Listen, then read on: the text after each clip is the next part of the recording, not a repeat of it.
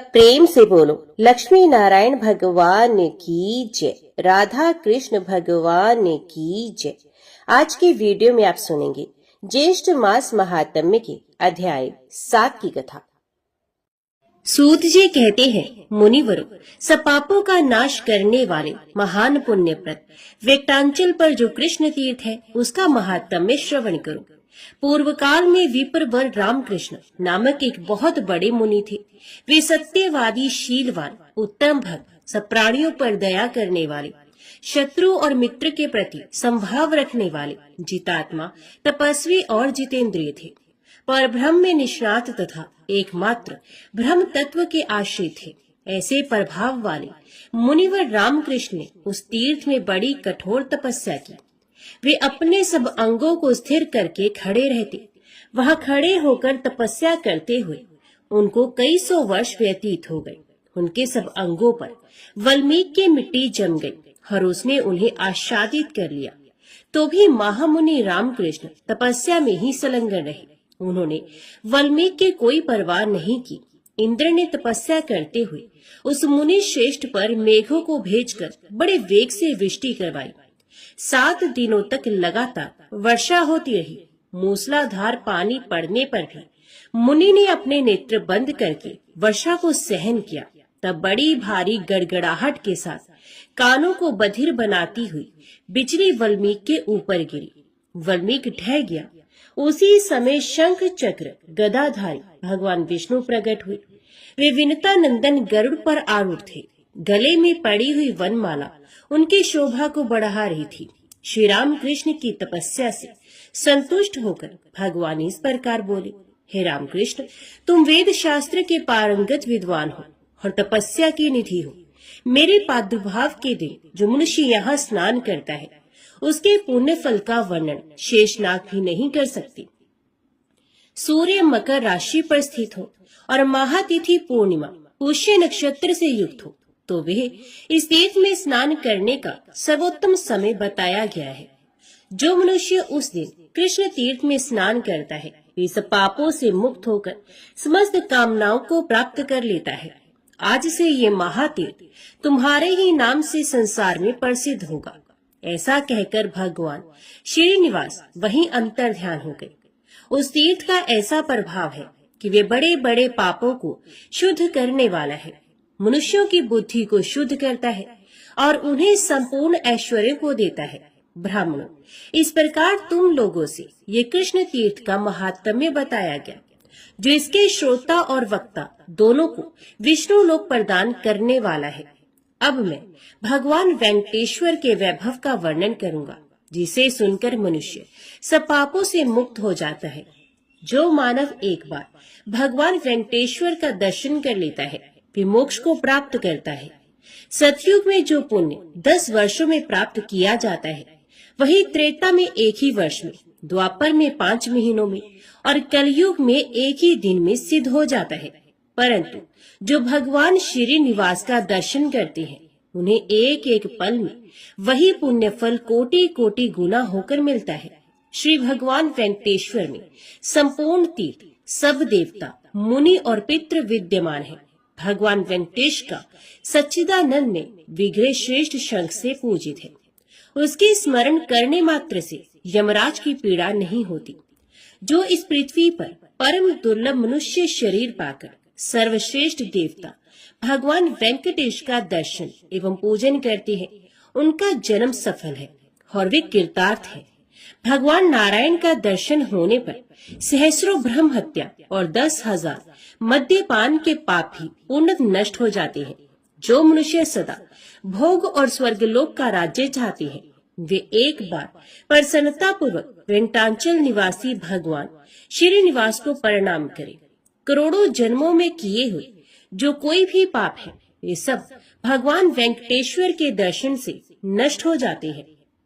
जो संपर्क से, कौतूहल से, लोभ से अथवा भय से भी महादेव वेंकटालेश्वर का स्मरण करता है वे इहलोक और परलोक में कभी दुख का भागी नहीं होता।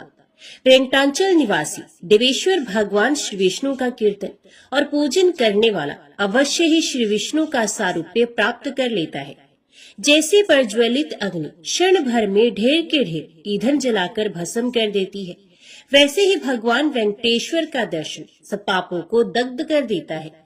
भगवान वेंकटेश्वर की भक्ति 8 प्रकार की मानी गई है। भगवान के भक्तों के प्रति स्नेह भाव, भगवत भक्तों की पूजा करके उन्हें संतुष्ट करना, स्वयं भक्ति पूर्वक भगवान की पूजा करना, अपने शरीर की समस्त चेष्टाएं भगवान के लिए ही करना, भगवान के महात्म्य की कथा में रुचि रखना और उसे सुनने में आदर का भाव होना, अपने नेत्र और शरीर में भगवत भक्ति एवं भगवत प्रेम जनित विकार का स्फुरण होना, भगवान श्रीनिवास का निरंतर स्मरण करना तथा वेंकटाचल निवासी भगवान श्रीनिवास की शरण लेकर ही जीवन धारण करना। ऐसी 8 प्रकार की भक्ति यदि किसी मलेच्छ में भी हो तो वे निश्चय ही मोक्ष को प्राप्त कर लेता है। भगवान के अनन्य भक्ति तथा ब्रह्म ज्ञान से मोक्ष की प्राप्ति निश्चित है। सन्यासियों और नैष्ठिक ब्रह्मचारियों को वेदांत शास्त्र श्रवण जनित ज्ञान से जो मुक्ति प्राप्त होती है, वही सब लोगों को केवल भगवान वेंकटेश्वर के दर्शन से अविलंब मिल जाती है। वेंकटगिरी के स्वामी भगवान श्रीनिवास का दर्शन कर लेने पर सब लोग महापुरुष की श्रेणी में चले आते हैं। उनमें से कोई एक दूसरे से कम या अधिक नहीं रह जाता। सब पातकों का नाश करने वाले परम पवित्र वेंकटाचल पर जाकर जो सर्वश्रेष्ठ देव भगवान श्रीनिवास का भक्ति पूर्वक दर्शन करता है, उसकी समानता इस भूतल पर चारों वेदों का विद्वान भी नहीं कर सकता। संपूर्ण वेद भगवान श्रीनिवास का ही प्रतिपादन करती हैं। सब यज्ञ श्रीनिवास का ही आराधना के साधन है तथा सब लोग भगवान श्रीनिवास के ही आश्रित हैं। अन्य सब का आश्रय छोड़कर भगवान श्रीनिवास की ही शरण लेनी चाहिए। वेंकटाचल निवासी भगवान श्री हरि का 2 घड़ी चिंतन करने वाला मनुष्य भी अपनी 21 पीढ़ियों का उद्धार करके विष्णु लोक में सम्मानित होता है। इस प्रकार ये वेंकटेश्वर का महात्म्य बताया गया। जो मनुष्य प्रतिदिन भक्ति पूर्वक इसको सुनता अथवा पढ़ता है, वे भगवान वेंकटनाथ की सेवा का फल पाता है। वेंकटाचल पर चढ़ने के पूर्व उस पुण्य वर्धक पर्वत की इस प्रकार प्रार्थना करनी चाहिए। हे सर्वनाचल, हे महापुण्य में सर्वदेव सेवित गिरिश्रेष्ठ ब्रह्मा आदि देवता भी जिनकी श्रद्धा पूर्वक सेवा करते हैं, उन्हीं आपके ऊपर मैं अपने दोनों पैरों से चलूंगा। मुझ पाप चेता पुरुष के इस पाप को आज आप कृपा पूर्वक क्षमा कर दें। आपके शिखर पर निवास करने वाले भगवान लक्ष्मीपति का आप मुझे दर्शन कराइए। इस प्रकार पर्वत श्रेष्ठ वेंकटाचल की प्रार्थना करके मनुष्य उस पर धीरे धीरे चले। ऊपर पहुंचकर सब पापों का नाश करने वाले परम पुण्य में स्वामी पुष्करणी तीर्थ में नियम पूर्वक स्नान करे। तत्पश्चात पितरों का पिंडदान करे। ऐसा करने से स्वर्गवासी पितर मोक्ष को प्राप्त होते हैं और नरकवासी पितर स्वर्ग में चले जाते हैं। तदंतर उस पर्वत के ऊपर जो सब तीर्थों में श्रेष्ठ और पवित्र पाप विनाशन नामक तीर्थ है, जिसके स्मरण मात्र से मनुष्य फिर गर्भ में नहीं आता, उसके पास जाकर उसमें स्नान करना चाहिए। विश्वामी तीर्थ से उत्तर दिशा में है। वहां स्नान करने से मनुष्य वैकुंठ धाम में जाते हैं। पूर्व काल में भद्रमती नामक एक श्रेष्ठ ब्राह्मण थे, जो वेद वेदांगों के पारंगत पंडित थे, परंतु वे बड़े दरिद्र थे। उनके पास जीविका का कोई साधन नहीं था। उन बुद्धिमान ब्राह्मण ने संपूर्ण शास्त्र, पुराण और धर्म शास्त्रों का श्रवण किया था। उनकी 6 स्त्रियां थीं, कृता, सिंधु, यशोवती, कामिनी, मालिनी और शोभा।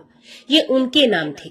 उनके गर्भ से ब्राह्मण ने 200 पुत्र उत्पन्न किए थे। वे सभी पुत्र आदि भूख से पीड़ित हो रहे थे। अपने प्यारे पुत्रों और प्रियतमा पत्नियों को क्षुधा से व्याकुल देखकर दरिद्र भद्रमती विलाप करने लगा। हाय, भाग्यहीन जन्म को धिक्कार है। धन और कीर्ति से रहित जीवन को धिक्कार है।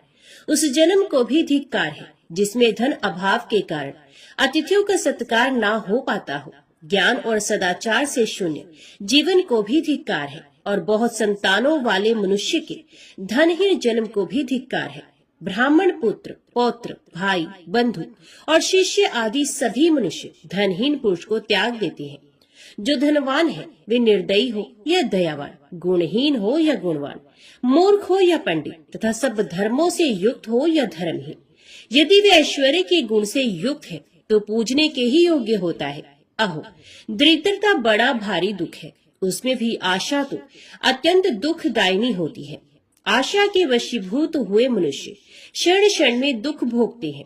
जो आशा के दास है वे समस्त संसार के दास हैं, और जिन्होंने आशा को अपनी दासी बना लिया है उनके लिए ये संपूर्ण जगत दास के तुल्य है। अहो, दरिद्रता महान दुख है, महान दुख है, महान दुख है। उसमें भी पुत्र और स्त्रियों का अधिक होना तो और भी दुखदायी है।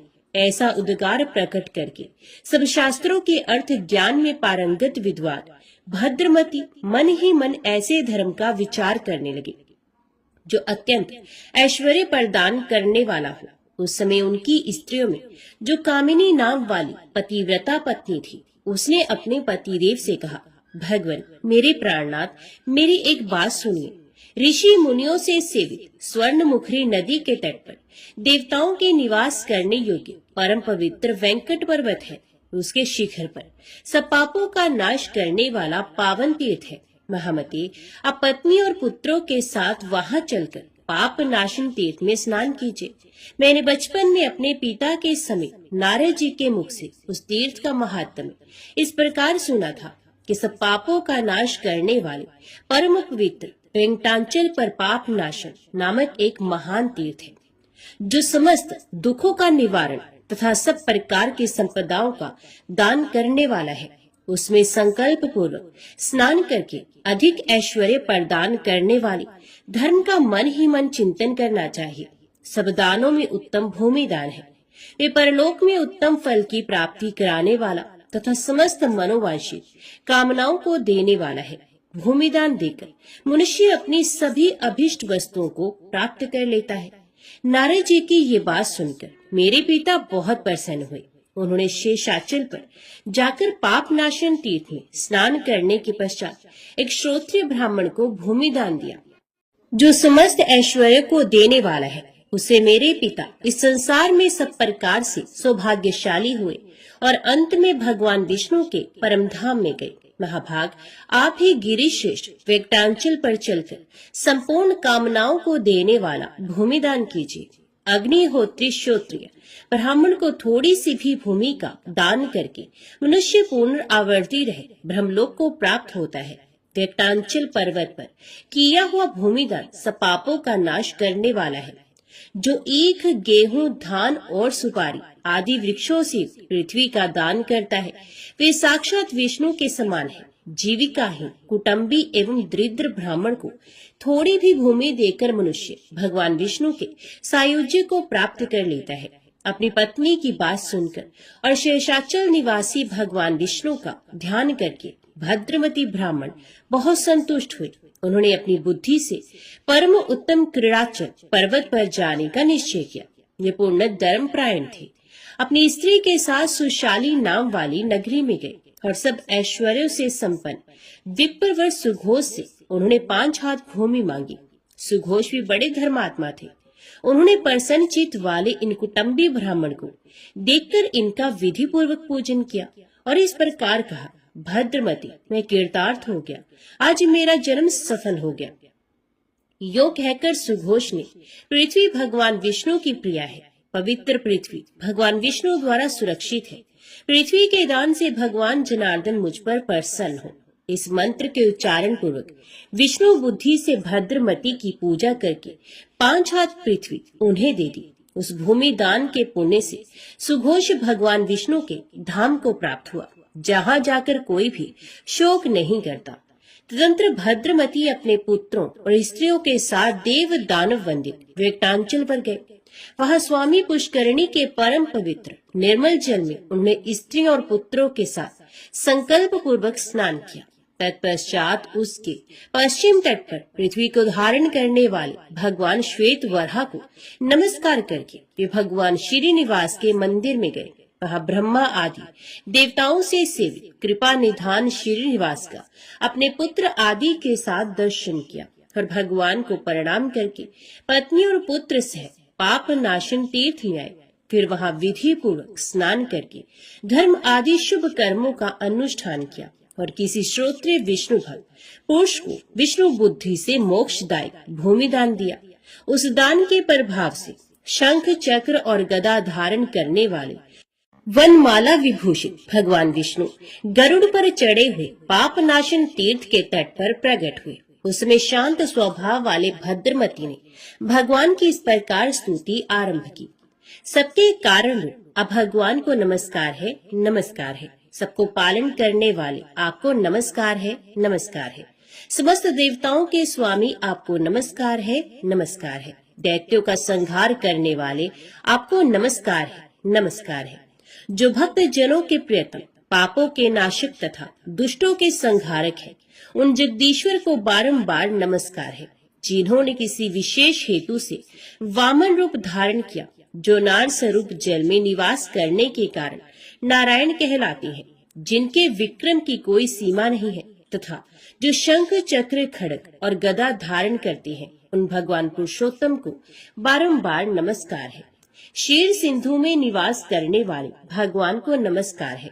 अविनाशी लक्ष्मीपति को नमस्कार है, जिनके अनंत तेज की सूर्य आदि से भी तुलना नहीं हो सकती, उन भगवान को नमस्कार है। तथा जो पुण्य कर्म परायण पुरुषों को स्वत प्राप्त होते हैं, उन कृपालु श्री हरि को बारंबार नमस्कार है।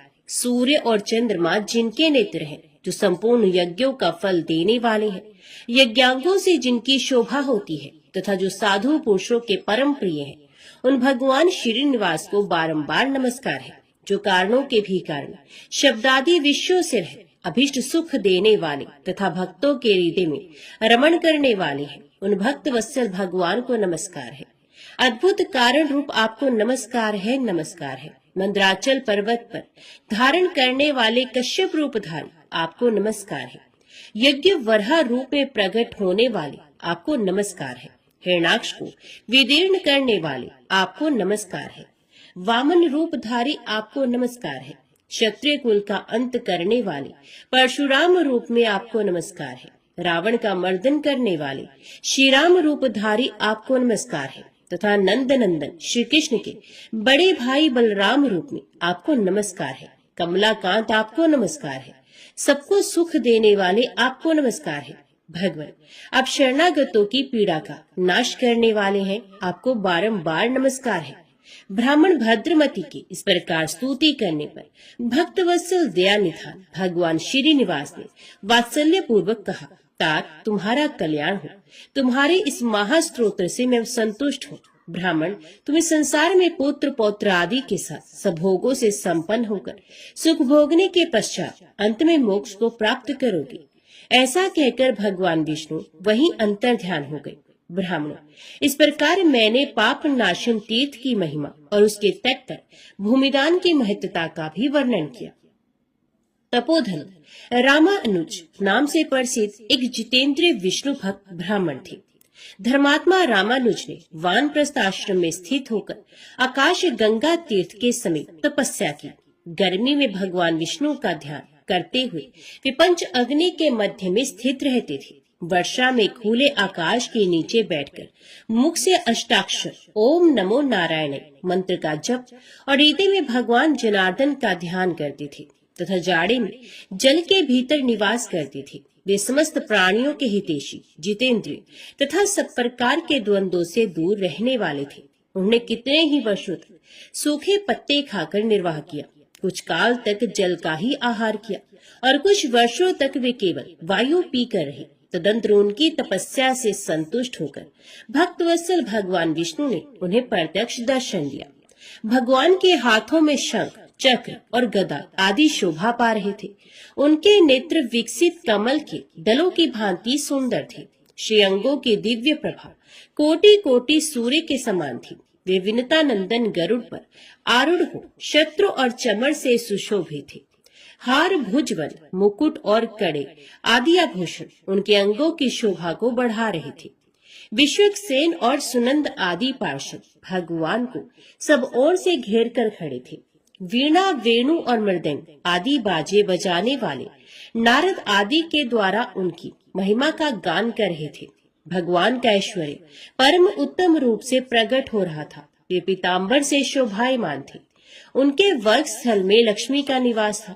शाम मेघ के समान उनकी कांति थी। दोनों पार्श्व भाग में खड़े हुए सनक आदि महायोगी भगवान की सेवा में लगे थे। अपनी मंद मंद मुस्कान से तीनों लोगों को मोहते और अंकों की दिव्य प्रभा से दसों दिशाओं को सम्मानित एवं प्रकाशित करते हुए भक्त सुलभ दया निधान भगवान वेंकटेश्वर महामुनि रामानुज के समीप उपस्थित हुए। उन्होंने अपनी चारों बाहों से मुनि को पकड़कर हृदय से लगा लिया और प्रेम पूर्वक कहा, महामुनि, कोई वर मांगो, मैं तुम्हारी तपस्या से बहुत प्रसन्न हूँ। तुमने जो नमस्कार किया है उससे मेरा प्रेम और बढ़ गया है। मैं तुम्हें वर देने के लिए आया हूँ। रामानुज बोले, नारायण, रमानाथ, श्रीनिवास, जगन्नाथ, जनार्दन, जगधाम, गोविंद, नरकांतक, वेंकटाचल शिरोमणि, मैं आपके दर्शन से ही कृतार्थ हो गया। धर्मनिष्ठ पुरुष आपको नमस्कार करते हैं, क्योंकि आप धर्म के रक्षक हैं, जिन्हें महादेव जी और ब्रह्मा जी भी नहीं जानते। तीन वेदों को भी जिनका ज्ञान नहीं हो पाता, उन्हीं परमात्मा को आज मैं जान पाया हूँ। इससे अधिक और कौन सा वरदान हो सकता है, जिन्हें योगी नहीं देख पाते। केवल कर्मकांडी लोग जिनकी झांकी नहीं कर पाते, उन्हीं आप परमात्मा का आज मुझे प्रत्यक्ष दर्शन हो रहा है। इससे बढ़कर और क्या हो सकता है। संपूर्ण जगत के स्वामी वेंकटेश्वर, मैं इतने से ही कृतार्थ हूँ, जिनके नाम का स्मरण करने मात्र से बड़े बड़े पापी मनुष्य भी मुक्ति को प्राप्त हो जाते हैं। उन्हीं भगवान जनार्दन का आज मैं प्रत्यक्ष दर्शन करता हूँ। प्रभु, आपके युगल चरणार विंदों में मेरी अविचल भक्ति बनी रहे।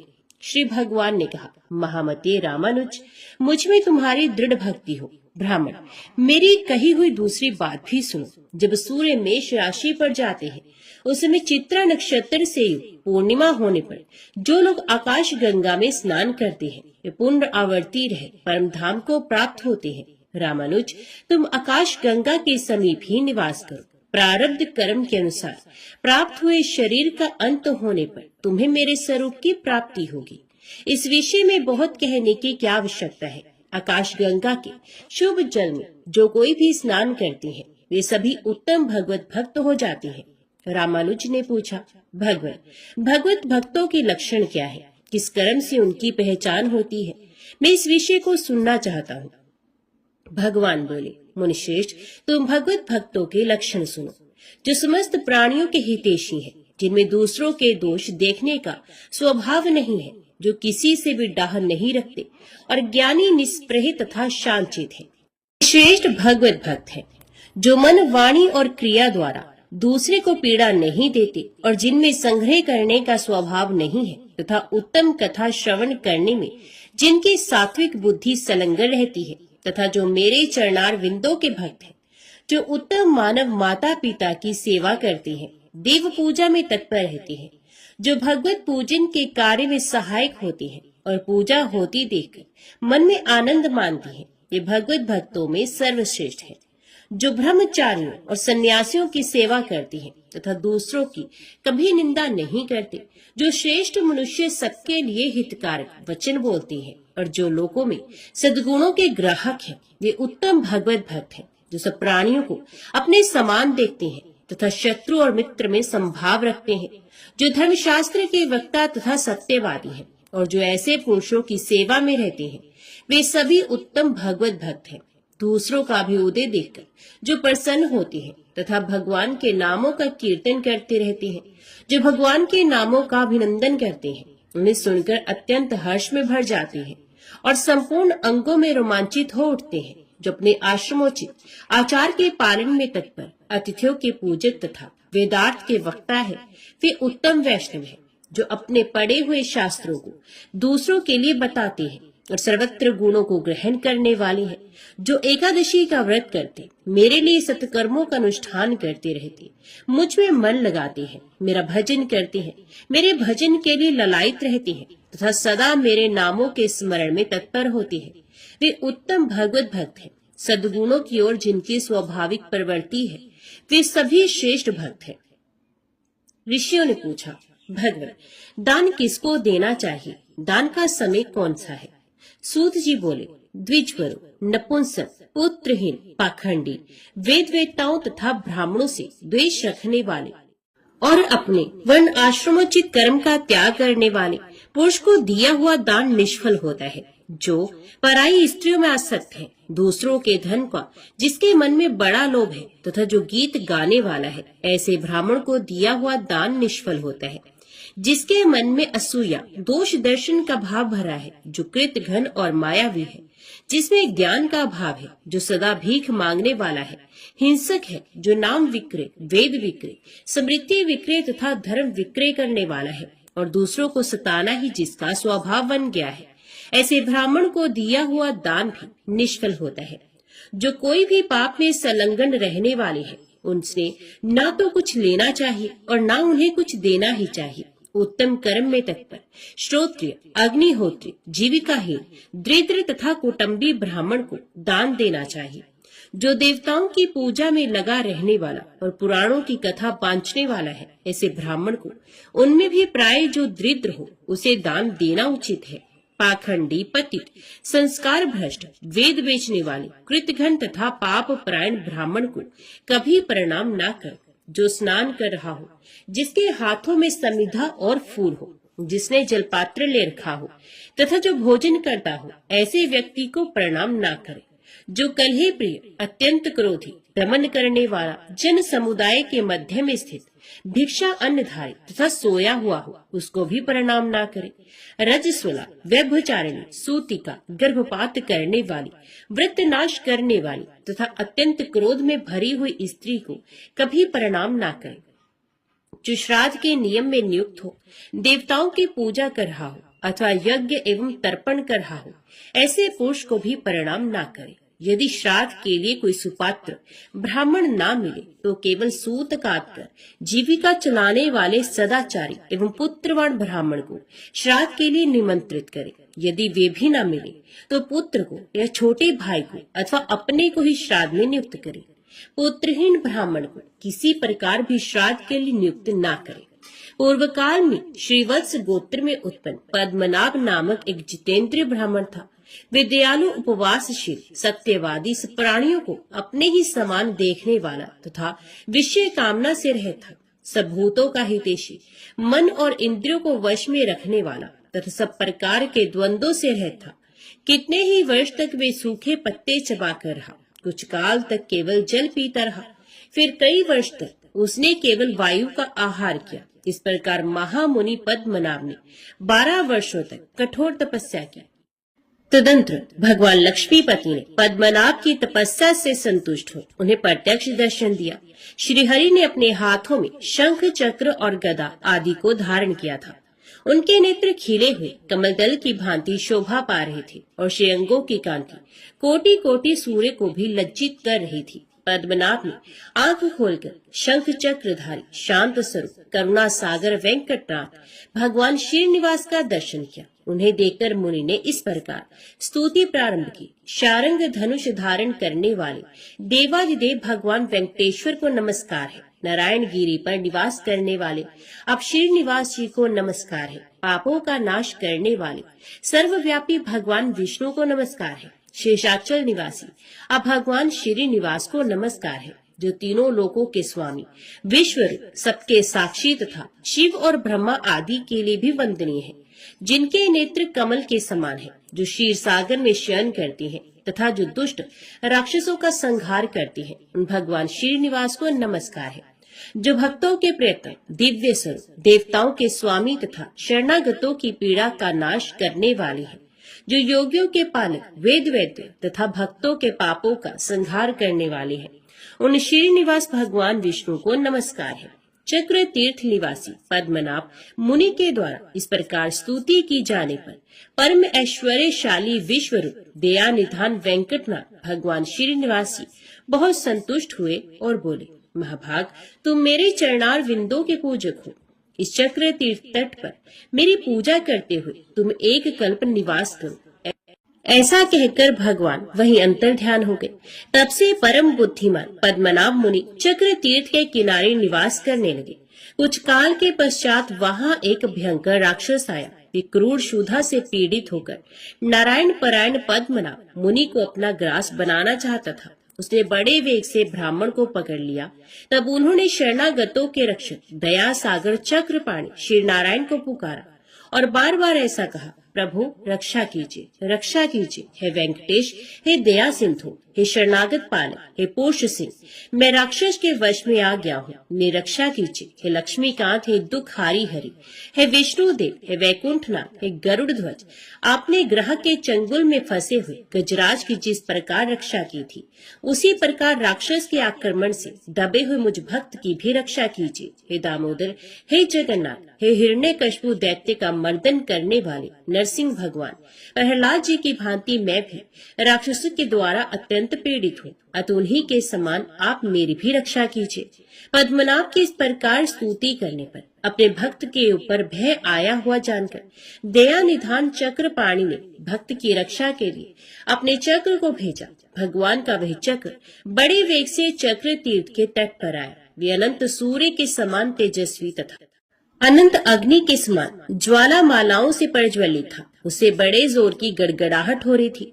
बड़े बड़े अस्त्रों का संहार करने वाले उस सुदर्शन चक्र को देखकर राक्षस भागा, परंतु सुदर्शन ने सहसा पास पहुंचकर उसका मस्तक काट डाला। राक्षस को पृथ्वी पर पड़ा हुआ देख विप्रवर पद्मनाभ मुनि अत्यंत प्रसन्न हो सुदर्शन चक्र की स्तुति करने लगे। पद्मनाभ बोले, संपूर्ण विश्व के संघर्षण की दीक्षा लेने वाले विष्णु चक्र, आपको नमस्कार है। अब भगवान नारायण के कर कमल को विभूषित करने वाले हैं। आप युद्ध में असुरों का संहार करने में कुशल है। अतिशय गर्जना करने वाले सुदर्शन अब भक्तों की पीड़ा का विनाश करते हैं। आपको नमस्कार है। मैं भय से उद्गिन था, आप सब प्रकार के पाप ताप से मेरी रक्षा कीजिए। स्वामी सुदर्शन प्रभु, संकट से छुटकारा चाहने वाले संपूर्ण जगत का हित करने के लिए आप सदा इस चक्र तीर्थ में निवास करें। पद्मनाभ ब्राह्मण के ऐसा कहने पर भगवान विष्णु के चक्र ने अपने स्नेह से उन्हें तृप्त से करते हुए कहा, पद्मनाभ, ये चक्र तीर्थ अत्यंत उत्तम और परम पवित्र है। मैं संपूर्ण लोगों का हित करने के लिए सदा इस तीर्थ में निवास करूंगा।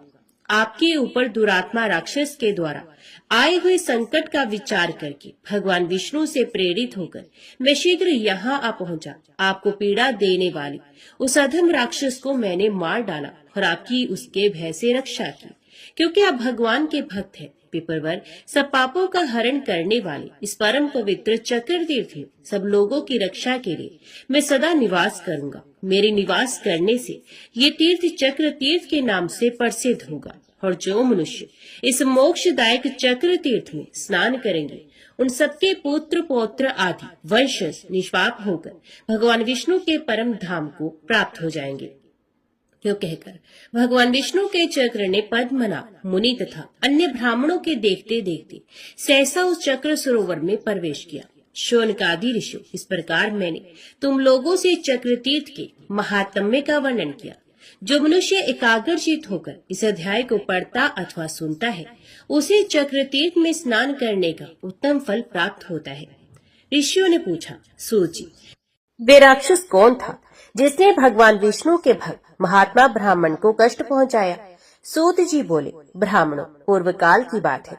श्रीरंग क्षेत्र में जो वैकुंठ के सदृश भगवान विष्णु का विशाल मंदिर है, उसमें वशिष्ठ और अत्रि आदि महातेजस्वी मोक्ष के लिए वैष्णव भक्तों को अभय प्रदान करने वाले देवेश्वर श्री भगवान की उपासना करते थे। एक दिन वीर बाहु का बलवान पुत्र सुंदर नाम वाला गंधर्व सैकड़ों स्त्रियों के साथ उस क्षेत्र में आया और एक जलाशय में नग्न हुई युवतियों के साथ आनंद पूर्वक जल विहार करने लगा। उसी समय मध्याह्ने संध्या करने के लिए मुनिवर वशिष्ठ अन्य महर्षियों के साथ श्रीरंग मंदिर से बाहर निकले और उस जलाशय पर गए, और ऋषियों को देखकर वे सभी रमणियां भय से कातर हो अपने अपने कपड़े ओढ़कर बैठ गए, परंतु साहसी सुंदर ज्यों का त्यों ही खड़ा रहा। ये देख वशिष्ठ मुनि ने कुपित होकर उस निर्लज्ज को शाप दे दिया, सुंदर गंधर्व, तूने हम लोगों को देखकर भी लज्जावश वस्त्र धारण नहीं किया, इसलिए तू शीघ्र ही राक्षस हो जा।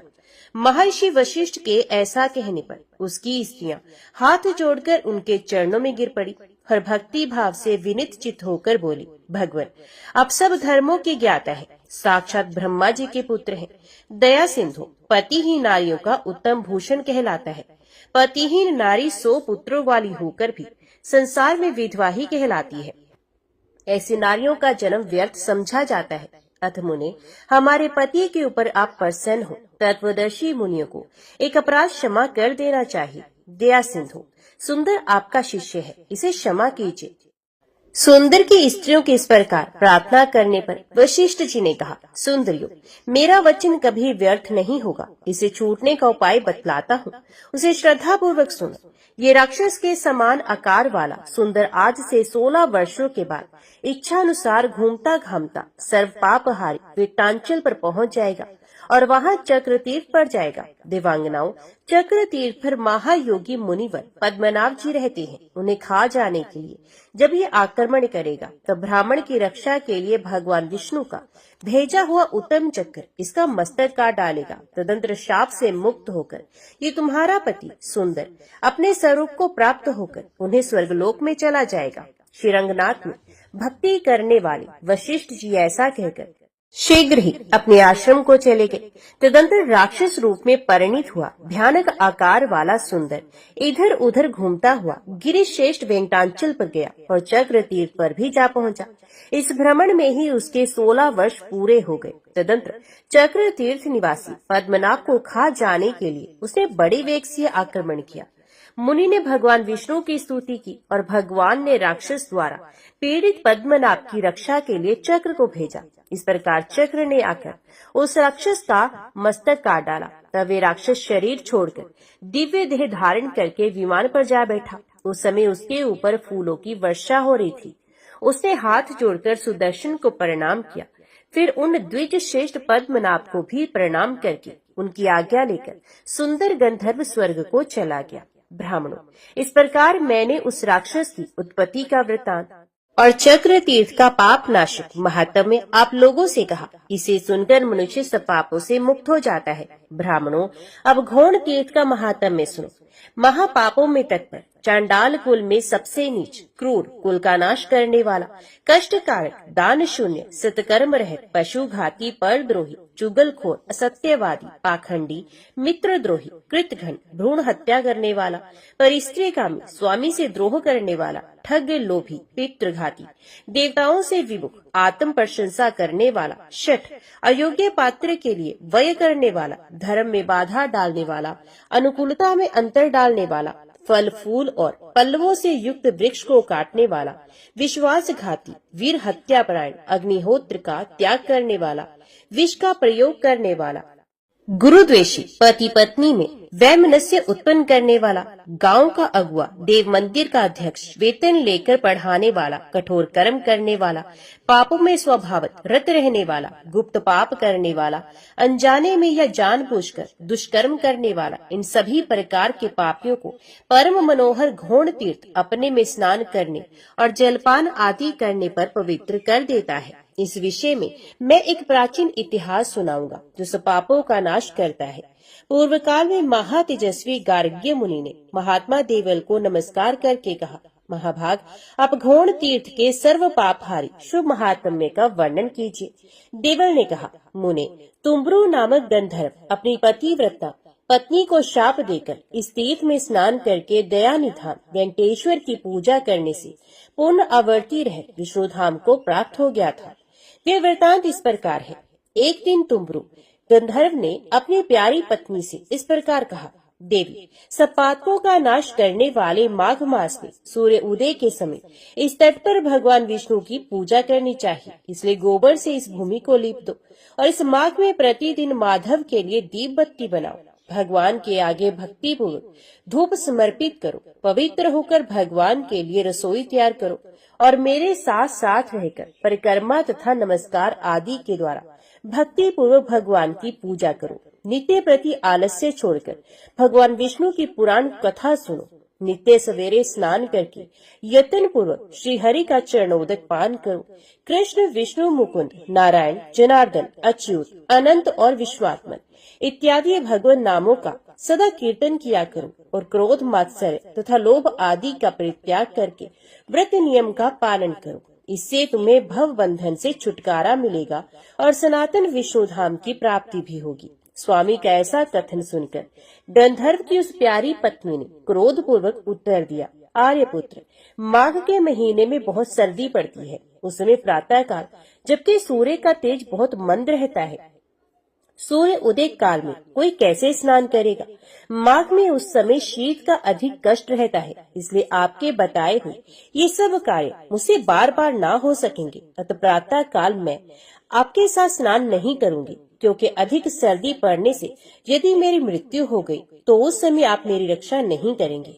पत्नी की ये बात सुनकर तुम्बुरु ने सोचा कि धर्म विरुद्ध चलने वाले पुत्र को, अप्रिय वचन बोलने वाली पत्नी को तथा ब्राह्मण एवं ईश्वर को न मानने वाले राजा को तत्काल शाप के द्वारा दंड देना चाहिए।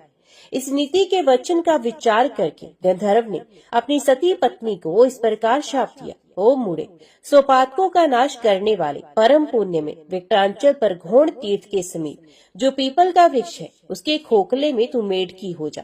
पतिदेव की ये बात सुनकर वे गंधर्व वल्लभा उनके चरणों में गिर पड़ी और प्रार्थना करने लगी। तब तुम्बुरु ने इस शाप से मुक्त होने की ये अवधि बताई कि अपने इंद्रियों पर विजय पाने वाले परम तपस्वी महाभाग अगस्त्य मुनि जब महातिथि पूर्णिमा को परम उत्तम घोण तीर्थ में जाकर स्नान करेंगे और उसी पीपल वृक्ष के समीप बैठकर शिष्यों को घोण तीर्थ का महात्म्य बताएंगे, उस समय पीपल के खोखले में ही एकाग्रचित होकर जब तुम मोक्षदायक घोण तीर्थ का महात्म्य सुनोगी, तब समस्त पापों का नाश करके मेरे साथ आ मिलोगी।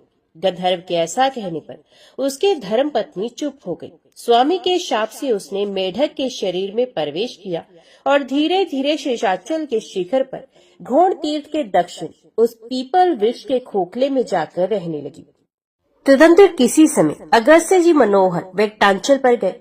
वहां उन्होंने नियम पूर्वक स्वामी तीर्थ में स्नान करके वराह स्वामी को नमस्कार किया। तत्पश्चात उस तीर्थ के दक्षिण वेंकटेश जी के मंदिर में जाकर वेदों के द्वारा जानने योग्य विशाल नेत्र वाले सनातन देव दया निधान श्रीनिवास जी को मस्तक झुकाया। उसके बाद वे घोण तीर्थ में गए और वहां शिष्यों के साथ उस श्रेष्ठ तीर्थ में स्नान करके उसी पीपल वृक्ष की छाया में जाकर बैठ गए। उस समय उन्होंने शिष्यों से भक्ति पूर्वक घोण तीर्थ का पवित्र महात्म्य वर्णन किया, जो ब्रह्म हत्या का नाश करने वाला तथा संपूर्ण मंगलों और समस्त संपदाओं को देने वाला है। उस महात्म्य को सुनकर वे मेढकी पूर्वक गंधर्व पत्नी के मनोहर स्वरूप को प्राप्त होकर योगी अगस्त्य के चरणों में गिर पड़ी और बोली, योगियों में श्रेष्ठ दया निधान अगस्त्य जी, मेरी रक्षा कीजिए, रक्षा कीजिए। ब्राह्मण, मैं पति के वचनों का विरोध करने वाली स्त्री हूँ, दया करके मेरी रक्षा कीजिए। अगस्त्य जी बोले, देवी, तुम्हारे पति की बुद्धि बड़ी तीक्ष्ण है। उन्होंने जो रोष में आकर तुम्हें शाप दिया है, वे पति के वचनों का विरोध करने वाली तुम जैसी स्त्री के लिए उचित ही है। जो स्त्री पति के वचनों की अवहेलना करके अपनी इच्छा के अनुसार बर्ताव करती है, वे जब तक चंद्रमा और तारे रहते हैं तब तक घोर नरक में निवास करती है। स्त्रियों के लिए स्वतंत्रता उचित नहीं, उन्हें पति की आज्ञा का उल्लंघन नहीं करना चाहिए। स्त्रियां पति की सेवा तथा पतिव्रत्य रूपी पुण्य से ही भगवान विष्णु के परम धाम में जाती हैं। स्त्रियों के लिए पति ही माता है, पति ही विष्णु है, पति ही ब्रह्मा है, पति ही शिव है, पति ही गुरु है तथा पति ही तीर्थ है, ऐसा विद्वान पुरुष मानते हैं। पति की बात टालकर जो स्त्री दूसरे पुण्यों में सदा लगी रहती है, वे भी शुद्ध नहीं होती। वही स्त्री जब पति की प्रेरणा के अनुसार चलती, पति की बुद्धि के अधीन रहती और पति के चरणार विंदों के पवित्र जल से अपना अभिषेक करती है, तब भगवान को प्रिय होती है। इसलिए तुम्हारा किया हुआ दोष ही तुम्हें इस शाप के रूप में प्राप्त हुआ था। उसे यहाँ भोगकर घोण तीर्थ का महात्म्य सुनते सुनते तुम्हारी शाप से मुक्ति हो गई और पहले के समान तुम्हें सुंदर अंगों वाला नारी रूप पुनः प्राप्त हुआ। इसलिए विद्वान पुरुष घोण तीर्थ को परम पवित्र मानते हैं। जो मनुष्य सब पापों का नाश करने वाले इस इतिहास का श्रवण करता है, वे वाजपेयी यज्ञ का फल पाता है और उसे सनातन विष्णु लोक की प्राप्ति होती है। ओम नमो भगवते वासुदेवाय नमः। जय श्री राधे कृष्ण।